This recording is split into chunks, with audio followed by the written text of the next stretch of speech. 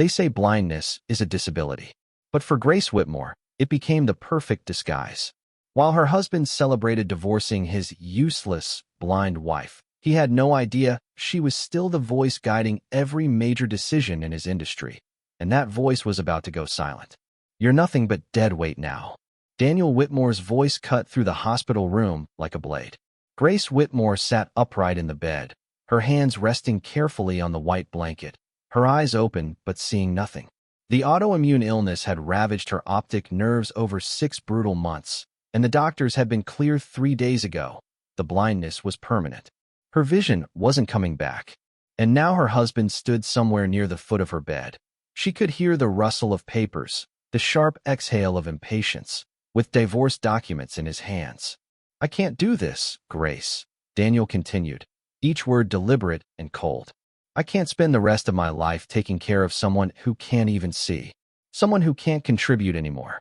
You're broken now." Grace turned her head toward his voice, her face calm despite the words tearing through her chest. "The doctors said you'll need assistance with everything," Daniel pressed on, his tone shifting from cruel to practical, as if explaining a business decision. "Reading, navigating, working, all of it gone. I need a partner, Grace, not a dependent."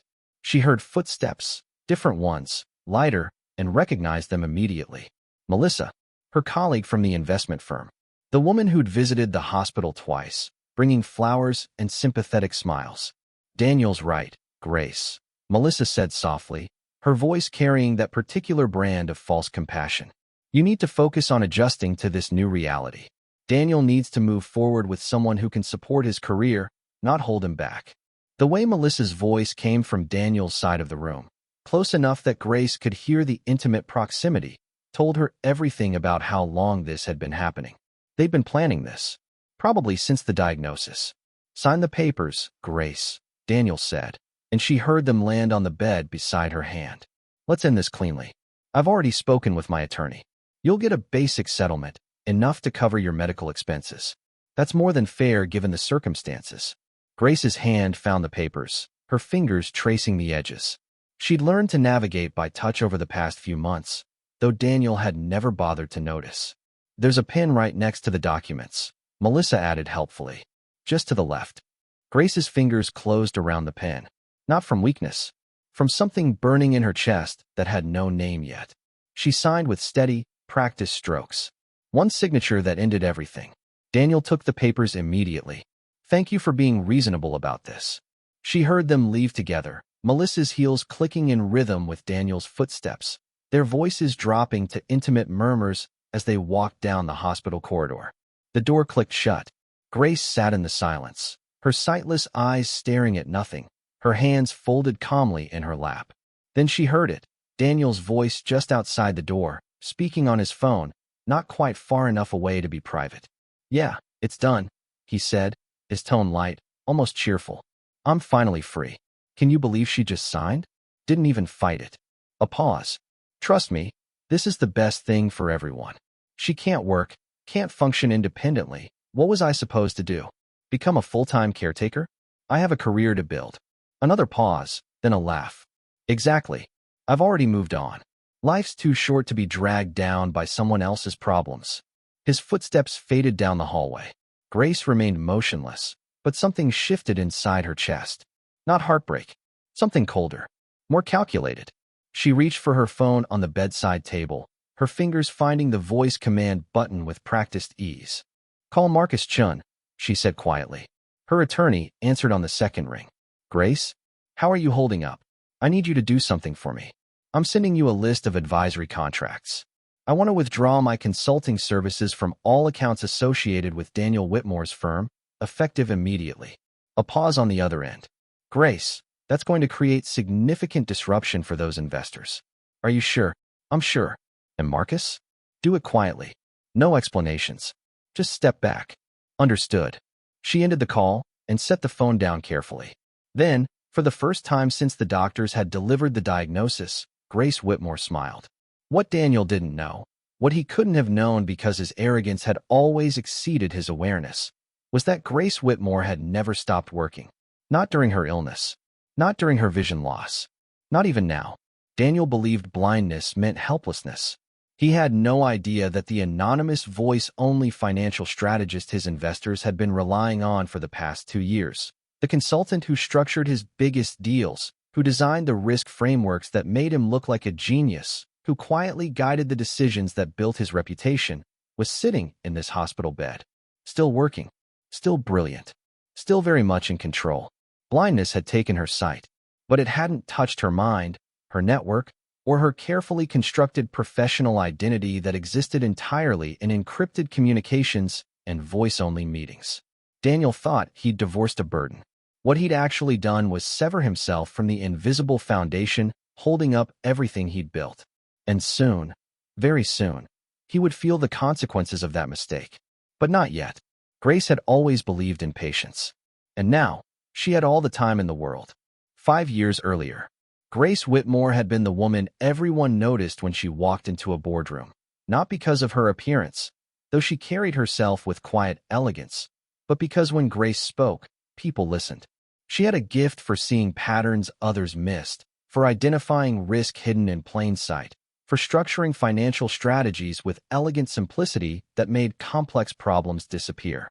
By 26, she'd made a name for herself as a risk analyst at one of Boston's most prestigious investment firms. By 28, she was consulting privately for clients who valued discretion over publicity. She could have had anyone. The firm was full of ambitious men from wealthy families, Ivy League graduates whose careers were mapped out in country clubs and executive suites. Instead, she chose Daniel Whitmore. He'd walked into her office one Tuesday afternoon with a proposal that was ambitious but fundamentally flawed. Most analysts would have rejected it outright. Grace saw potential buried under inexperience. "Your framework is wrong," she'd said, not unkindly, "but your instinct is right. Sit down. Let me show you how to fix it." He'd stayed for 3 hours. They'd talked about risk assessment, market timing, investor psychology. Daniel had been sharp, eager, asking the right questions. And when he looked at her, his eyes held genuine respect, not for her title or reputation, but for her mind. Or at least, that's what Grace believed at the time. 6 months later, they were engaged. The wedding was small, elegant, exactly what Grace wanted. Daniel had wanted something bigger, something that would make the right impression, but Grace had insisted on intimacy over spectacle. "You're sure about this?" her mother had asked the night before the ceremony, concern evident in her voice. "He's ambitious, sweetheart. Sometimes that kind of hunger." "I'm sure, Mom. He respects what I do. He values my mind. That's all I need." And she'd meant it. For the first 2 years of marriage, everything seemed perfect. Daniel's career flourished. He moved from junior associate to senior executive, his strategies praised, his instincts celebrated, his reputation growing with every successful quarter. What no one knew was that every major success bore Grace's fingerprints. She worked quietly behind the scenes, structuring his proposals, refining his presentations, connecting dots he didn't see. When Daniel presented a risk analysis to investors, Grace had spent the previous weekend building the model. When he closed a deal that seemed impossible, Grace had identified the leverage point that made it work. She didn't mind the invisibility. She'd never needed credit. But somewhere around year 3, Daniel stopped acknowledging her contributions altogether. The "we did it" became "I did it." The "Grace helped me see" became "I realized." The partnership became a performance where only one person took the stage. Grace told herself it didn't matter. Results mattered. Impact mattered. Credit was just ego. But Daniel's ego was growing. And with it, his resentment of the one person who knew the truth. "You know what your problem is, Grace?" he'd said one night after she'd gently suggested a modification to his presentation strategy. "You can't let go of control. You always have to be the smartest person in the room. I was just trying to help. I don't need your help anymore. I've learned enough. I can handle things on my own now." But he couldn't. Grace knew that. And because she loved him, or loved the man she'd thought he was, she kept helping anyway. Just more quietly. More invisibly. She created a professional alias, Morrison, a voice-only consultant who worked exclusively through encrypted communications. No video calls. No in-person meetings. Just brilliance delivered through audio channels and written analysis. The alias gave her freedom to work with Daniel's investors without him knowing. It protected her ideas from his growing tendency to claim sole credit. And it created a safety net she didn't know she'd need. Then, 3 years into their marriage, Grace started experiencing strange symptoms. It began with headaches, sharp, sudden, appearing without warning. Then came the visual disturbances. Lights would blur. Text would swim on the page. Her peripheral vision would fog without explanation. "You're working too hard," Daniel had said dismissively. "Cut back on the consulting for a while." But the symptoms worsened. Grace scheduled appointments with specialists, neurologists, ophthalmologists, immunologists. And through it all, Daniel's patience wore thinner. Another appointment? "Grace, this is getting ridiculous. You're probably just stressed. You don't need to turn it into a medical drama." But it wasn't stress. 6 months into the symptoms, Dr. Patricia Chun delivered the diagnosis in her office overlooking Boston Harbor. "Autoimmune optic neuritis with progressive degeneration," Dr. Chun said gently. "Your immune system is attacking the protective coating around your optic nerves. We can try to slow the progression with aggressive treatment. But Grace, the damage that's already occurred is permanent." Grace sat perfectly still. Meaning you've already lost approximately 40% of your vision. And based on the progression rate, we're looking at severe visual impairment within months. Possibly complete blindness within a year. The words hit like physical blows. Grace heard herself asking clinical questions, treatment options, success rates, timeline projections. Her voice remained calm, professional, detached. But inside, something was fracturing. That evening, she told Daniel. He was reviewing a presentation when she came home, his laptop open on the dining table, a glass of wine beside him. "Daniel, I need to talk to you about the diagnosis." He didn't look up. "What did they say?" "Stress, right? Autoimmune optic neuritis. Progressive and permanent. I'm going to lose my vision." Now he looked up, his expression shifting from annoyance to shock to something harder to name. "Lose your vision? Like blind?" "Yes." A long silence. "Then, how long?" "Months for severe impairment. Maybe a year for complete blindness." Daniel set down his wine glass carefully. "Can they stop it?" "They can try to slow it. But the damage that's already happened can't be reversed." Another silence, longer this time. Then Daniel stood up and walked to the window without looking at her. This is a lot to process, Grace." "I know. I mean, this changes everything." He turned to face her, and something in his expression made her chest tighten. It wasn't sympathy. It wasn't love. It was calculation. "We'll figure it out," he said finally, his voice carefully neutral. "Let's just take it one step at a time." But Grace knew, even then, that Daniel wasn't figuring out how to support her. He was figuring out how to leave.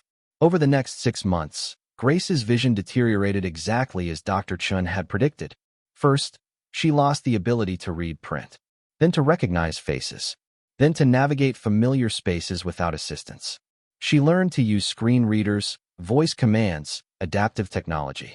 She continued working as Morrison, adapting her workflow to accommodate her blindness. And she watched her husband disappear piece by piece. Daniel stopped asking how she felt. He stopped attending doctor's appointments. He worked later and later, came home less and less. When he was home, he was distant, frustrated, barely concealing his resentment. "I can't do this anymore," he'd finally said one night. "This isn't what I signed up for." "Neither did I," Grace had replied quietly. "You know what I mean. I need space to think." That was 3 weeks before the hospital room. 3 weeks before Melissa started visiting with flowers and sympathy. 3 weeks before Grace's world collapsed entirely. The final appointment with Dr. Chun confirmed it. Complete bilateral optic nerve atrophy. No remaining vision. Permanent and irreversible. And Daniel, who'd promised for better or worse, chose that moment. When Grace was at her most vulnerable, lying in a hospital bed, newly and permanently blind, to serve divorce papers, with his new girlfriend standing beside him, calling Grace deadweight. But what Daniel never understood was that Grace Whitmore's value had never come from her eyes. It came from her mind, and that mind was about to show him exactly what he'd lost. 6 months after the divorce, Grace Whitmore stood in her new apartment in Chicago's West Loop, listening to the voice-guided navigation system confirm her location. "You have arrived at 1247 West Madison Street, Unit 3C. She ran her fingers along the doorframe, memorizing the texture, the height, the distance from the elevator. Each detail became part of her mental map, a three-dimensional blueprint she was building entirely through sound, touch, and spatial memory. The apartment was smaller than the Boston townhouse she'd shared with Daniel, but it was hers, entirely hers, paid for with money she'd earned through consulting work Daniel had never known existed. Grace navigated to the center of the living room, her white canes sweeping in practiced arcs, and set down her bag. She'd spent the past 6 months learning to live in darkness, not just surviving it, mastering it. The first month had been brutal, learning to navigate with a cane, learning to cook without burning herself, learning to distinguish coins by touch and voices by subtle tonal variations. Every simple task became a complex puzzle that required complete relearning. But Grace had always been good at solving puzzles. She'd connected with other blind professionals through online communities. She'd worked with orientation and mobility specialists. She'd invested in cutting-edge adaptive technology that transformed her workflow. Her computer setup now ran entirely on screen readers and voice commands. She'd learned to process financial data through audio descriptions and tactile graphics. She'd adapted her analytical methods to work with information presented sonically rather than visually. And through it all, she continued working as G. Morrison. Not one client knew she was blind. Not one investor suspected the voice guiding their strategies belonged to someone who couldn't see the spreadsheets she was analyzing. Blindness had become her perfect disguise. Grace sat at her desk and activated her system. "Good morning, Grace," her AI assistant said. "You have 12 new messages, 3 pending project analyses, and 1 meeting request. Start with the messages." As the AI read through her inbox, Grace processed information the way she always had, by pattern recognition, risk assessment, strategic framework analysis. Without visual distractions, she found herself focusing with even greater intensity. Message from Marcus Chun, the AI continued. "Grace, the withdrawal of consulting services from Whitmore-affiliated accounts has created significant disruption. Several investors have requested emergency consultations. They're asking if G. Morrison is available. What should I tell them?" Grace smiled slightly. "Tell them G. Morrison is considering new client relationships, but is currently selective about engagements. Request full disclosure of their current strategic partnerships before proceeding." She knew what that disclosure would reveal. Dependence on frameworks she'd built, strategies she'd designed, risk models she'd created. And she knew Daniel's name would appear on most of them. Next message. Message from Jennifer Walsh at Sterling Investments. "We've experienced unexpected complications with the Whitmore portfolio. The risk analysis that's guided our decisions for the past 2 years seems to have gone silent. We're facing a critical decision point on the Henderson merger and desperately need G. Morrison's input. Is there any way to schedule a consultation?" The Henderson merger. Grace knew that deal inside and out. She'd structured the entire framework 6 months ago when Daniel's firm had brought it to Sterling as a strategic opportunity. What Sterling didn't know was that the framework had been specifically designed with tripwires, decision points that required ongoing strategic adjustment to avoid catastrophic risk exposure. Without her continued guidance, those tripwires were activating. "Respond that G. Morrison is not available for the Henderson project," Grace said calmly. Message sent. Grace leaned back in her chair, processing the implications. When she'd withdrawn her consulting services 6 months ago, she'd done it quietly, without explanation, simply stepping back from active advisory roles. At first, the impact had been subtle. Deals that would have succeeded with her guidance instead stalled. Risk assessments that needed her calibration became inaccurate. Strategic frameworks that required her ongoing adjustment began showing cracks. Daniel's investors started making mistakes. Small ones at first, then larger.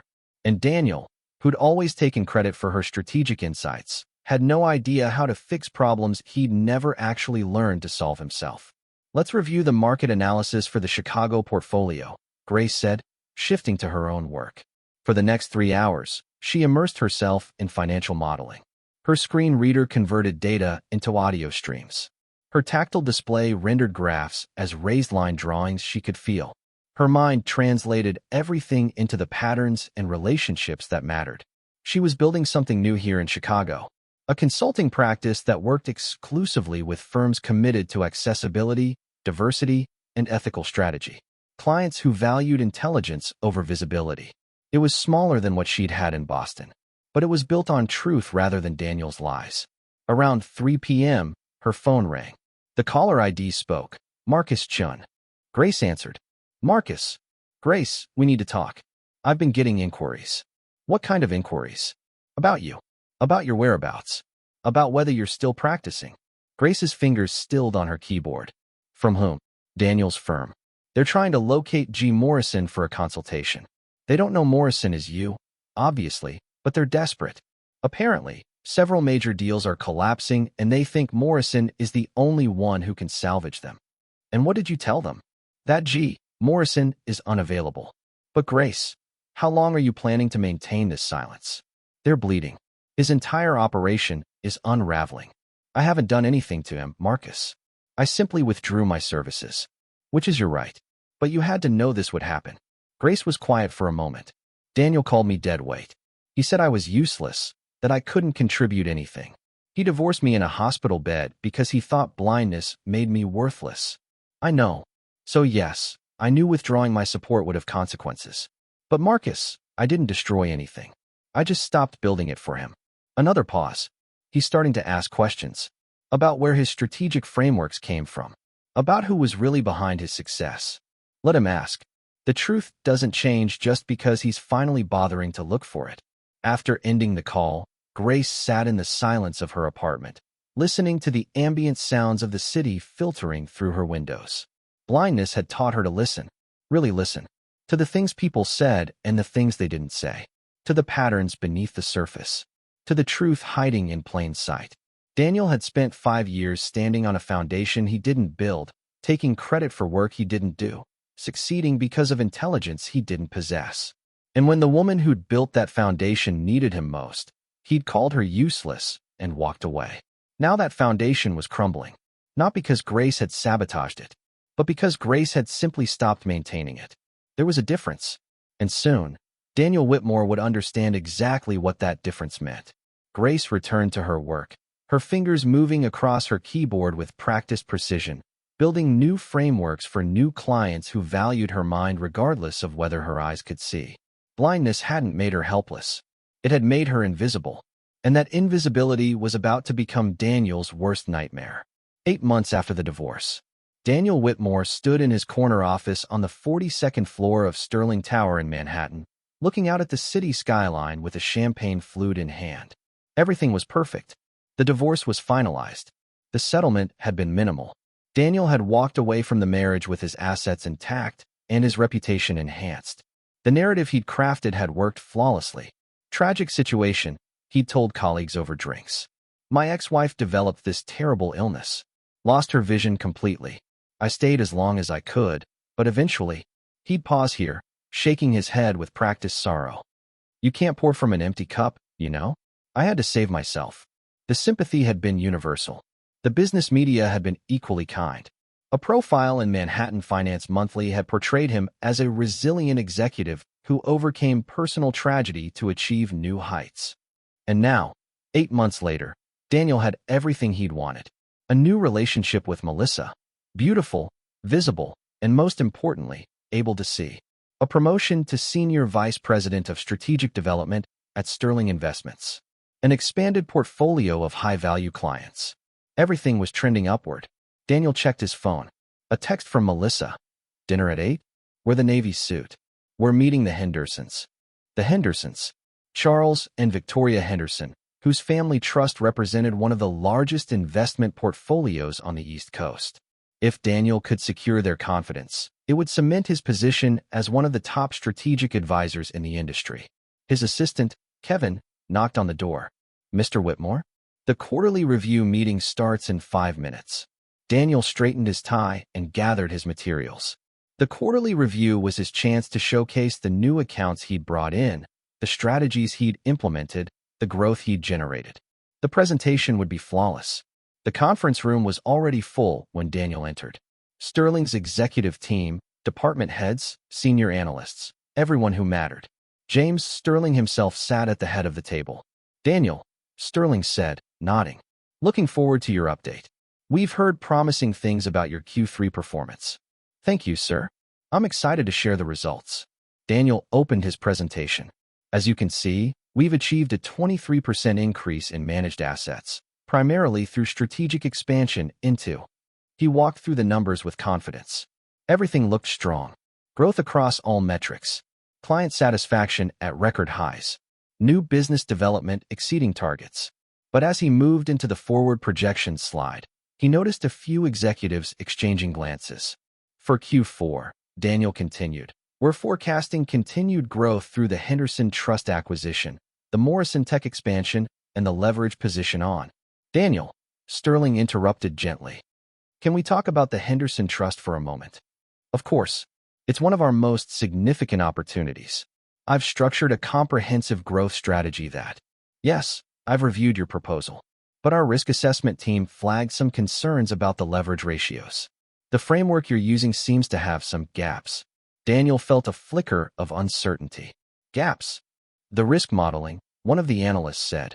The scenario analysis shows vulnerability to market volatility that isn't adequately hedged.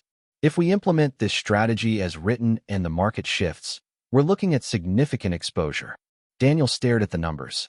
He'd built this framework himself, without Grace's input for the first time. It should have been solid. I'm confident in the modeling. The Henderson portfolio has strong fundamentals that can weather short-term volatility. But that's the thing, the analyst persisted. Your model doesn't account for correlation risk across their holdings. If we get a sector-wide correction, multiple positions fail simultaneously. Where's the protection? Daniel's mind raced.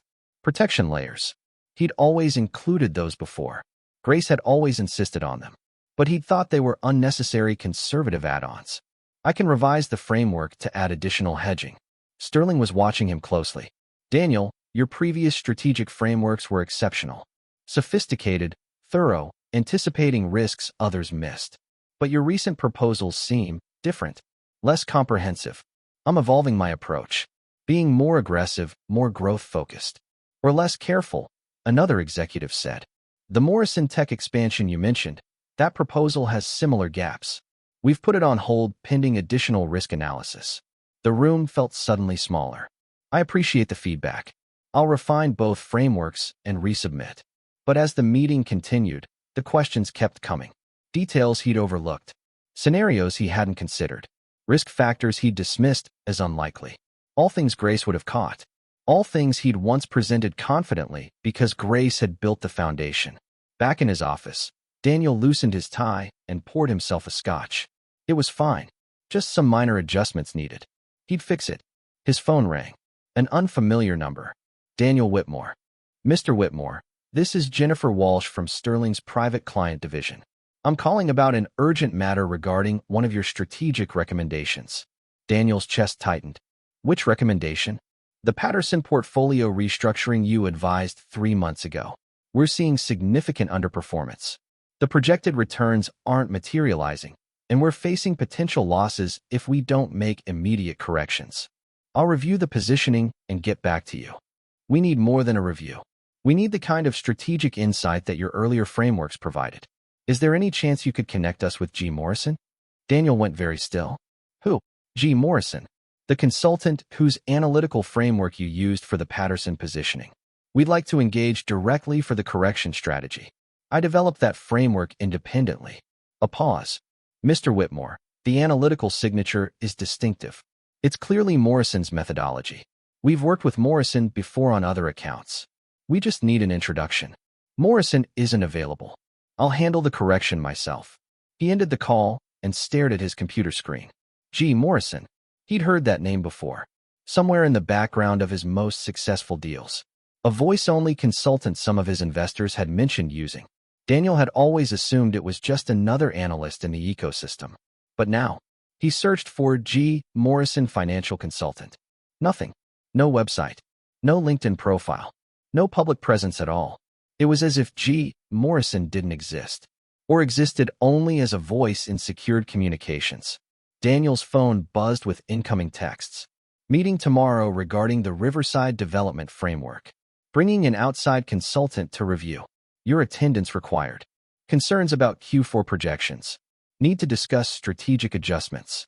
Quarterly performance review flagged discrepancies in risk modeling. One after another, all the careful architecture he'd built, or thought he'd built, was showing cracks. Daniel poured another scotch and stood at his window, watching the sun set over Manhattan.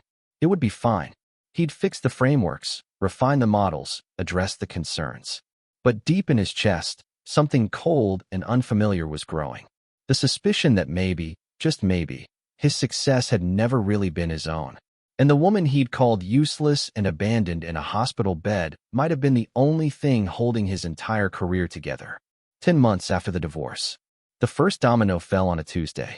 Daniel was reviewing morning reports when Kevin knocked urgently on his door.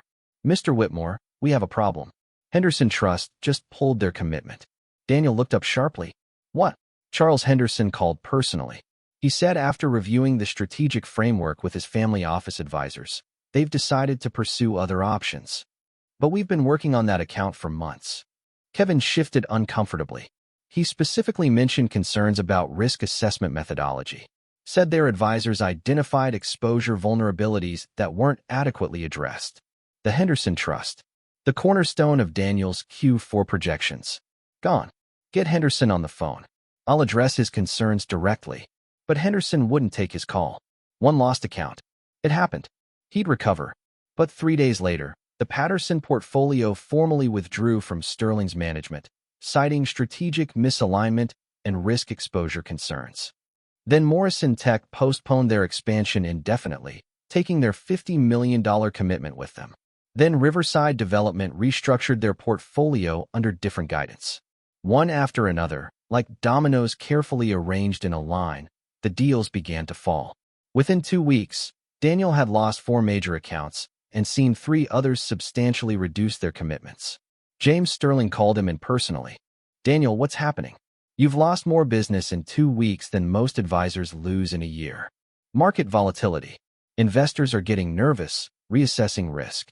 Then why are they taking their business to other firms rather than just pulling back?" Sterling countered. "Patterson moved to Whitfield Partners. Henderson went to Chin Strategic. They're not leaving the market. They're leaving you." Daniel had no answer. "I need to understand what's changed," Sterling continued. "Your performance was exceptional for years. Industry-leading frameworks, sophisticated analysis, results that consistently exceeded projections. Now suddenly," he gestured at the reports, "it's like you're a different strategist." "Because I am," Daniel thought. "Because the real strategist was Grace, and she's gone." But he couldn't say that. "I'll turn it around. I just need time to recalibrate." Sterling studied him for a long moment. "You have 1 quarter. Show me the strategist I hired, or we'll need to have a different conversation." That night, Daniel worked until 3 a.m., trying to rebuild frameworks that kept showing cracks. Every model he created seemed missing something. Every analysis felt incomplete. He'd pull up old presentations, the ones Grace had helped with, though he'd never acknowledged her contribution, and try to reverse engineer her methodology. But it was like trying to copy a painting without understanding the technique. He could reproduce the surface appearance, but the depth wasn't there. The phone calls kept coming. Investors requesting consultations, then politely declining after reviewing his proposals.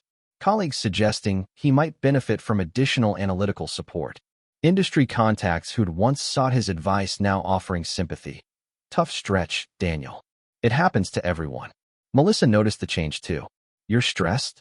she said one evening at dinner. "You've been working impossible hours." "I'm fine. Maybe you should take a break. We could go to the Hamptons for a long weekend."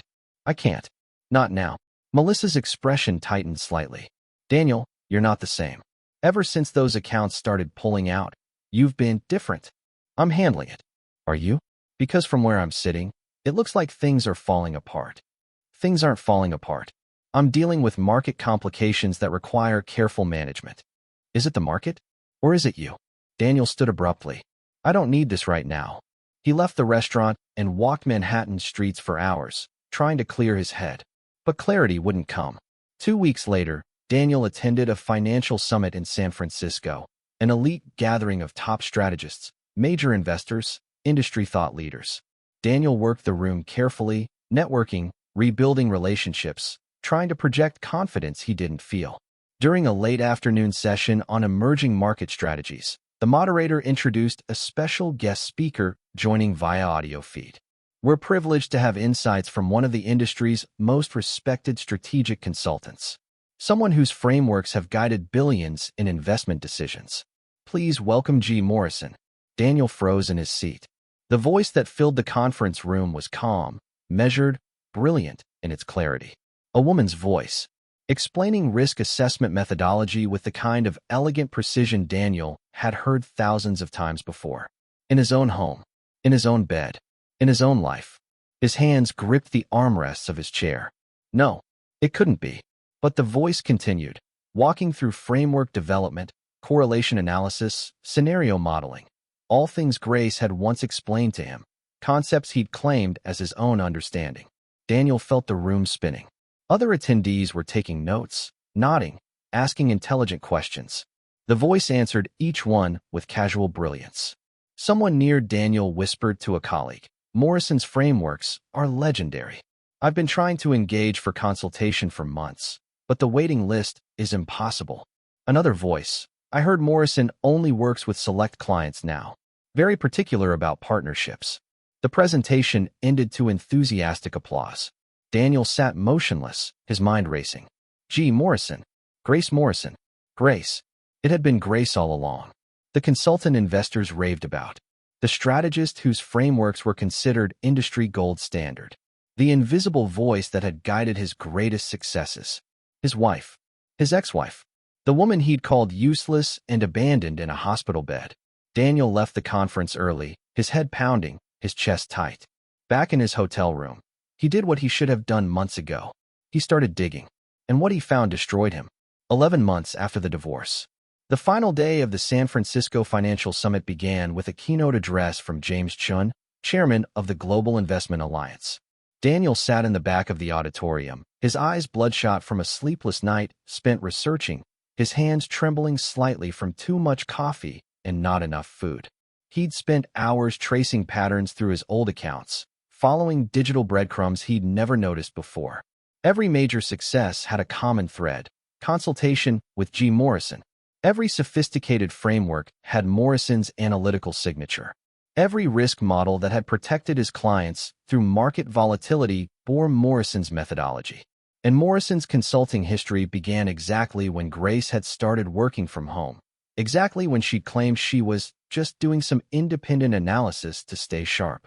He'd been so blind, so arrogant, so convinced of his own brilliance that he'd never questioned where that brilliance actually came from. Chen's keynote was winding down when the moderator took the stage again. Before we conclude this summit, we have a special presentation. As many of you know, G.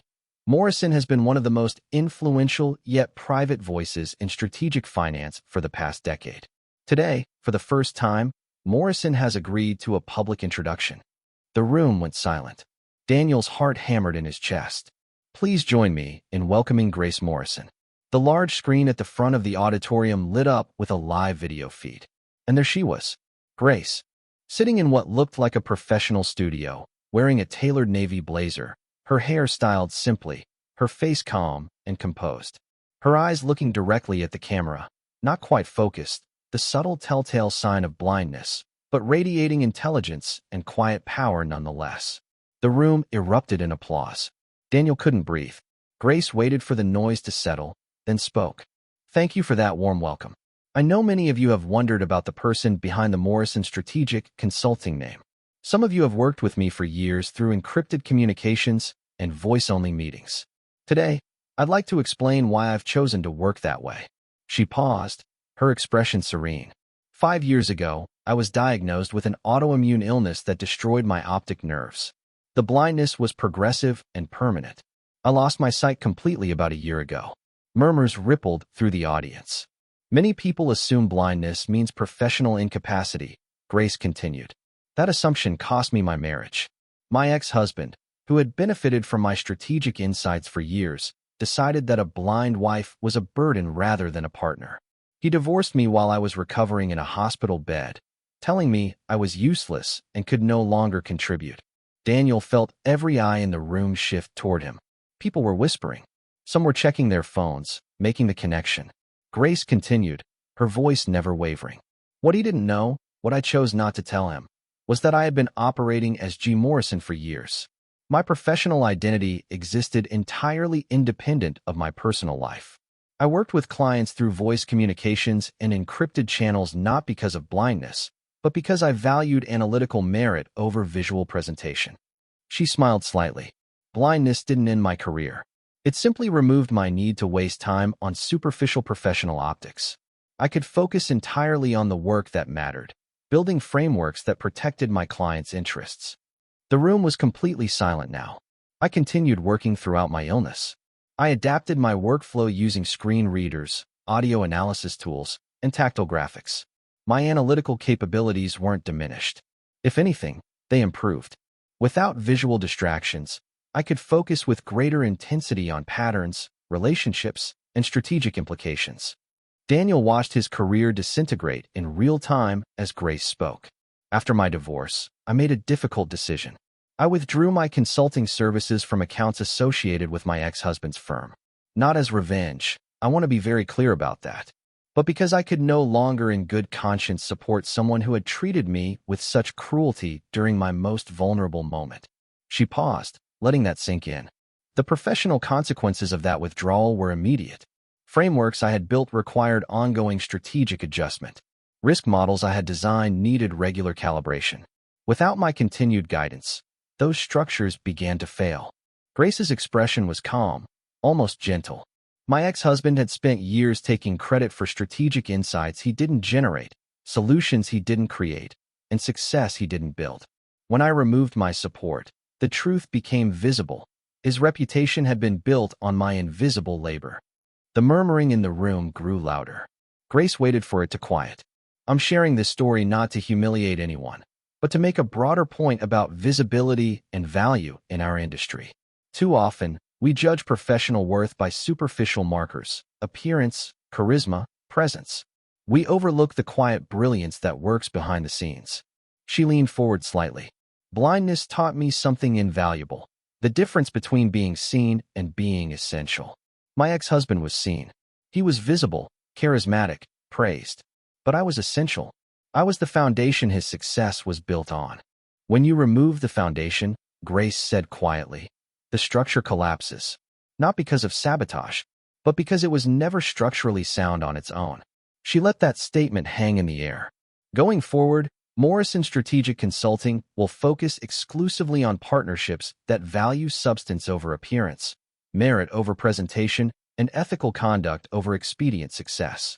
We'll be prioritizing work with firms committed to accessibility, diversity, and treating all professionals, regardless of disability, with the dignity they deserve. Grace's expression softened. To those of you who have worked with me over the years, thank you for judging my work by its quality rather than by whether I could see the spreadsheets I was analyzing. To those who might work with me in the future, know that my blindness is not a limitation. It's a filter that helps me focus on what truly matters. She nodded to the camera. Thank you for your time. The video feed ended. The room sat in stunned silence for 3 full seconds. Then the applause began. It started slowly, then built to a standing ovation that lasted minutes. Daniel remained seated, feeling like he might vomit. His phone was already buzzing with incoming texts. From colleagues, is this true? From investors, we need to talk. From Sterling, my office. Monday morning. From Melissa, people are saying things about you. Call me. Daniel stood on shaking legs and left the auditorium. In the hallway, people were already checking their phones, reading articles, making connections. He heard fragments of conversation. Whitmore divorced her while she was blind. Built his entire career on her work. Called her useless. Daniel kept walking, his vision tunneling, his breath coming short. He'd lost everything. Not because Grace had attacked him. Not because she'd lied. But because she'd simply told the truth. And the truth was devastating. 2 weeks after the summit, the fallout was immediate and absolute. By Monday morning, Daniel's inbox was flooded with withdrawal notices. Patterson Portfolio. After careful consideration, we're terminating our relationship with Sterling Investments effective immediately. Morrison Tech. We can no longer in good conscience maintain our partnership. Riverside Development. We're moving our assets to firms with stronger ethical foundations. Henderson Trust. Our decision to withdraw now makes complete sense. One after another, not just withdrawing business, explicitly stating why. By Tuesday, Sterling called Daniel into his office. I'm going to make this brief. The firm can't be associated with what you've done. The board met this morning. You're terminated effective immediately. James, let me explain. There's nothing to explain, Daniel. You built your reputation on someone else's work, then divorced her in a hospital bed when she became blind. The optics are catastrophic. We're already losing clients because of the association. Sterling slid a folder across the desk. Your severance package. Sign the non-disclosure. Take the settlement and go quietly. If you make noise, we'll make the legal case that you engaged in professional fraud by claiming credit for work you didn't do. Your choice. Daniel signed. He had no other option. By Wednesday, the industry publications were running stories. Strategic Advisor's career built on blind wife's hidden work. Grace Morrison reveals decade of invisible labor behind ex-husband's success. How Daniel Whitmore exploited his wife's brilliance, then abandoned her. The articles were factual, measured, devastating. They didn't need to exaggerate. The truth was damning enough. By Thursday, Melissa had ended their relationship via text. I can't be associated with this. I'm sorry, but my career matters too. Good luck. By Friday, Daniel's professional network had evaporated. Calls went unreturned. Emails were ignored. Invitations were quietly rescinded. He was persona non grata. Toxic. Unemployable. The man who'd abandoned his blind wife had become a cautionary tale, a symbol of arrogance and exploitation that the industry wanted nothing to do with. Daniel sat in his apartment. He'd have to move soon, couldn't afford the rent without his sterling salary, and scrolled through his phone. He tried calling Grace. Blocked. He tried emailing her through her professional contact. Auto reply. Morrison Strategic Consulting is not accepting communications from this address. He tried reaching out through Marcus Chun, her attorney. Chin's response was brief. Ms. Morrison has no interest in communication with you. Please do not contact this office again. Daniel had destroyed everything, and Grace had done it without saying a single cruel word. She hadn't attacked him publicly. She hadn't lied about what happened. She'd simply told the truth about who had built what, and the truth had been enough. 3 weeks later, Daniel found work at a small firm in New Jersey, a significant step down from Sterling, handling basic portfolio analysis for middle-market clients. It was humiliating. The other analysts knew who he was, what had happened. They were polite but distant, clearly uncomfortable with his presence.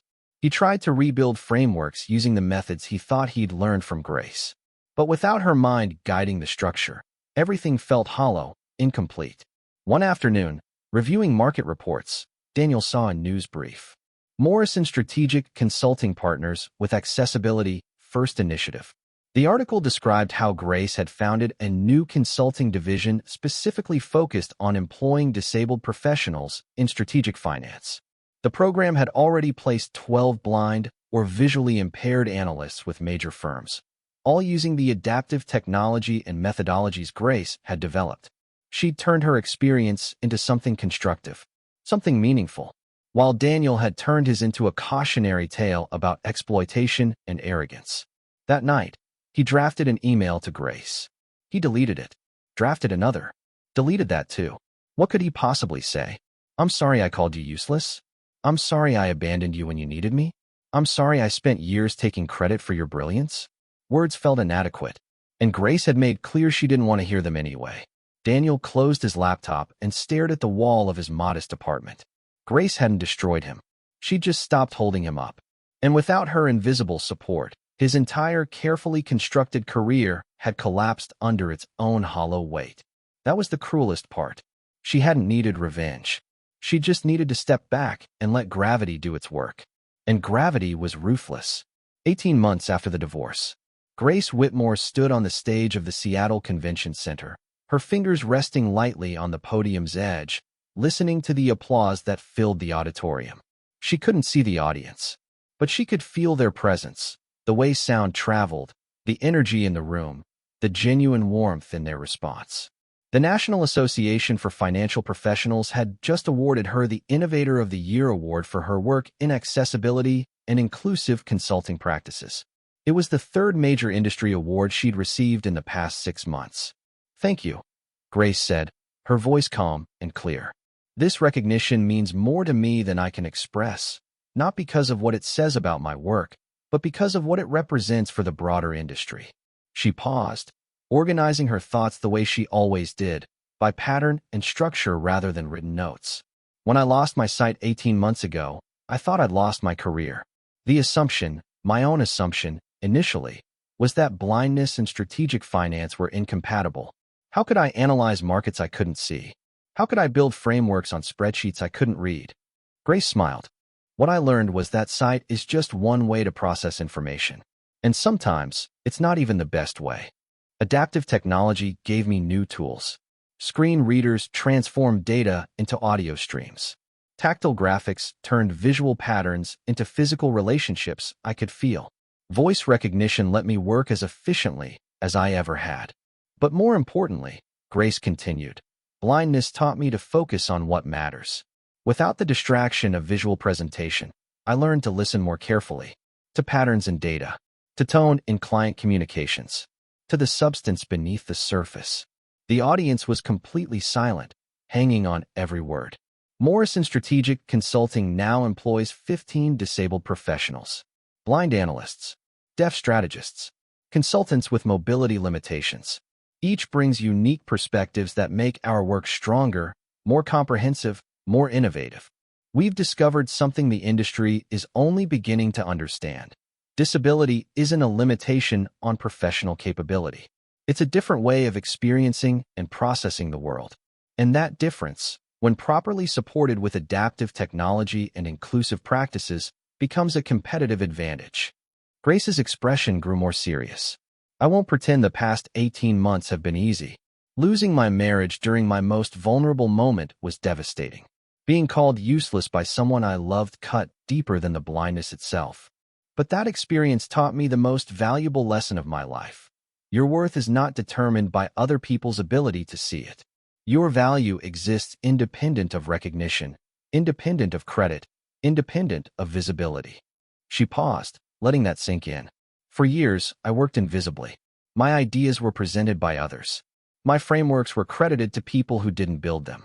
My strategic insights were claimed by someone who didn't generate them. I told myself it didn't matter.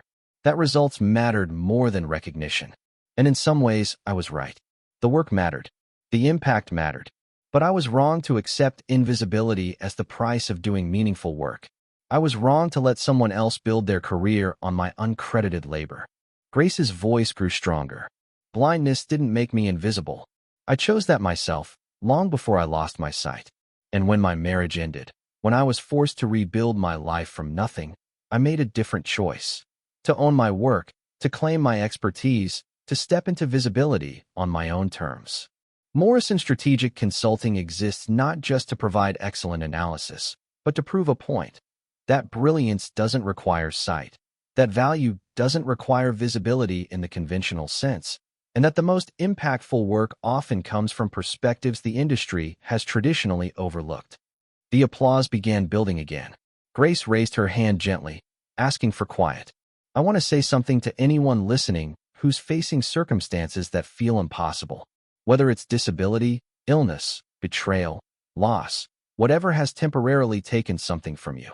Her voice was gentle but firm. What you've lost doesn't define you. How you rebuild does. You have a choice. To let the loss diminish you, or to let it refine you. To focus on what was taken, or to focus on what remains. Blindness took my sight, but it gave me clarity.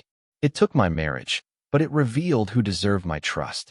It took my invisibility, but it gave me the courage to be seen. Grace smiled with genuine warmth. I'm not grateful for the autoimmune disease that destroyed my optic nerves. I'm not thankful for the cruelty I experienced. But I am grateful for what those experiences taught me about my own resilience, my own worth, and my own capacity to build something meaningful from rubble. She concluded, so thank you for this award.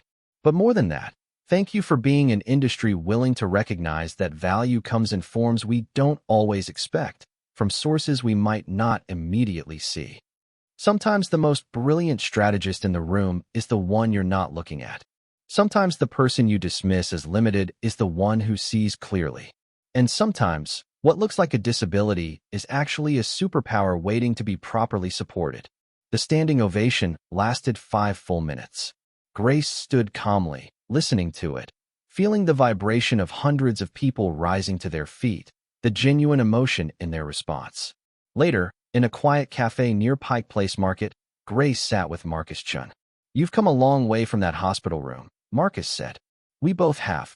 Thank you for believing in me when I couldn't see a path forward. You did the hard work. I just helped with the legal structure." "Have you heard anything about Daniel?" Grace asked, her tone neutral. "He's working for a small firm in New Jersey. Analysis work. Nothing strategic. Word is he's struggling. No one wants to work with him after what happened." Grace was quiet for a moment. "I don't take pleasure in that. I know you don't. I never wanted to destroy him. I just wanted to stop enabling him. You did what you had to do. He made his choices. He lived with the consequences." Grace nodded slowly. She'd thought a lot about Daniel over the past 18 months. About their marriage, about what she'd contributed, about what he'd taken. She'd wondered if she should feel guilty about how his career had collapsed. But she didn't. She'd withdrawn her labor. That was her right. The rest, the professional consequences, the social fallout, the career destruction, that was just gravity. Daniel had built a career on a foundation he didn't own. When the foundation was removed, the structure fell. That wasn't her fault. It was just physics. "What's next for you?" Marcus asked. "Expansion. We're opening a second office in Boston. Full accessibility design, employing 20 additional consultants. I'm also developing a training program to help other disabled professionals build careers in finance." "Building an empire," Marcus said with a smile. "Building something sustainable. Something based on real capability rather than borrowed brilliance." That evening, Grace returned to her apartment in Seattle's Capitol Hill neighborhood. She navigated the familiar space easily now, her mental map complete, every surface and distance memorized. She made dinner using adaptive kitchen tools, listened to an audiobook while eating, then settled at her computer to review the next day's schedule. Her screen reader announced incoming email. Message from Jennifer Martinez. Subject, "Thank you." Grace had the system read it aloud. "Ms. Morrison, I heard your speech today via the live stream. I'm a partially sighted accountant who's been told repeatedly that my vision limitations make me unsuitable for complex analysis work. Hearing you talk about how blindness actually improved your focus gave me hope I haven't felt in years. Thank you for proving that disability doesn't mean inability. Thank you for building space for people like us in an industry that often dismisses us. You've inspired me to stop accepting other people's limitations and start building my own path. With deep gratitude, Jennifer." Grace smiled and dictated a response. "Jennifer, your vision limitations don't define your analytical capability. They're just variables in the equation of how you work. Find the right tools, build the right systems, and never let someone else's narrow definition of ability limit your potential. You have more to offer than they can see." Grace. She sent the message and leaned back in her chair. This was the work that mattered. Not revenge against Daniel. Not vindication of her own worth. But building pathways for others who'd been dismissed, overlooked, underestimated.